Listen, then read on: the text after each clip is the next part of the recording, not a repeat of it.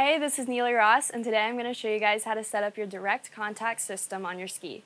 The direct contact system is compatible for all brands and all models of skis, but it is compatible with the Reflex Classic Shell and the Reflex Super Shell. So the first step is to look at the ski manufacturer's website to see where you want the back of your foot to be. You want to place your boot directly onto the ski and measure with the tape measure, where your heel will be from the back of the boot to the back of the ski.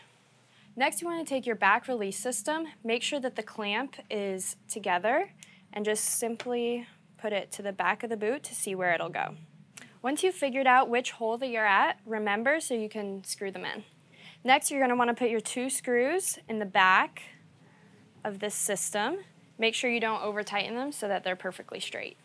Next, you're going to remove your boot and apply the 3M protective layer to protect your ski. So the next thing we're going to do is to screw the front cup system.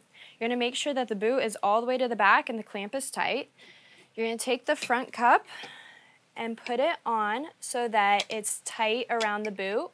And you're going to count the number of holes it takes until it reaches the insert. Keep in mind we're actually going to be screwing them on 1 hole tighter. So once you've counted the number of holes until you reach the first insert, keep in mind in this example it's 8. You're going to want to remove your boot and screw it in. In this example, it'll be the 9th hole, but keep in mind that that will vary compared to your boot size. After you've screwed in your first 2 screws, keep screwing in your remaining. 6 screws should be good. If you can't fit all 6 based off of your ski model or your boot size, you should be good with 4. Once you have the front and the back parts of the Reflex direct contact system screwed in, you're going to want to grab your boot and use the clamp to clip it in and make sure nothing's loose.